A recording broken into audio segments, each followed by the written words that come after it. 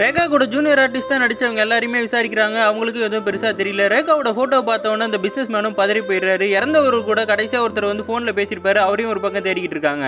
ரேகாவால நின்று போன மூவி டீம்ல இருக்க எல்லாருமே விசாரிக்கிறாங்க. அவங்களுக்கு ரேகா பேரை தெரியுதே தவிர அவங்க யாருன்ற டீடைல்ஸ் தெரியல. பிசினஸ் மேனும் பயந்து போய் இந்த கேஸ் க்ளோஸ் பண்ணுன்னு சொல்லி அரசியல்வாதிகளுக்கு காசு கொடுத்து அந்த ஜூனியர் ஆர்டிஸ்ட் பிடிச்சு கொடுத்த தாத்தாவை கொன்னுட்டு அவர் சரக்கு அடிச்சு சாக்கடையில் இருந்து இறந்துட்டாருன்னு சொல்லிட்டு ஹீரோவையும் வந்து டிராபிக் போலீஸ்க்கு மாத்தி விட்டுறாங்க. கேஸை விட்டு தூக்குனாலும் ஹீரோ மனசு இல்லாம ஒரு சரி விசாரிச்சுட்டு இருந்திருப்பாரு. மம்முட்டியை ஒரு டைம்ல ஒருத்தர் பேட்டி எடுத்திருப்பாரு. அவரை போய் விசாரிக்கும் போது அவர் ஒரு போட்டோ தராரு. அந்த போட்டோல ரேகா வந்து பக்கத்துல இன்னொரு நன்னு நிக்கிறாங்க. அந்த நன்னை போய் விசாரிக்கலான்னு ஹீரோவும் கிளம்புறாரு.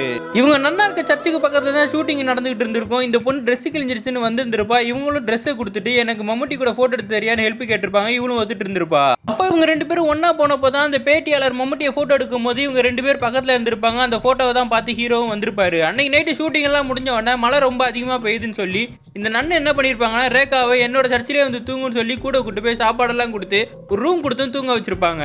ஆனா அடுத்த நாள் காலையில இவங்க சர்ச்சில் இந்த டொனேஷன் பணம் எல்லாம் காணாம போயிருக்கும். ரேகாவும் காணாம போயிருப்பாங்க. அதனால ரேகா தான் தேடி இருப்பாங்கன்னு சொல்லி முடிவு எடுத்திருப்பாங்க. அன்னைக்கு நைட்டு உங்க சிஸ்டர்ஸை தவிர வேற யாராவது இந்த சர்ச்சில் இருந்தாங்களான்னு ஹீரோ கேட்கும் போது அவங்க சொல்றாங்க புஷ்பான ஒரு பொண்ணு இருந்தா கொஞ்ச நாள்ல போயிட்டா. அதுக்கப்புறம் ஒருத்தர் இருந்தாரு, அவர் ஒய்ஃபோட இருந்தாரு.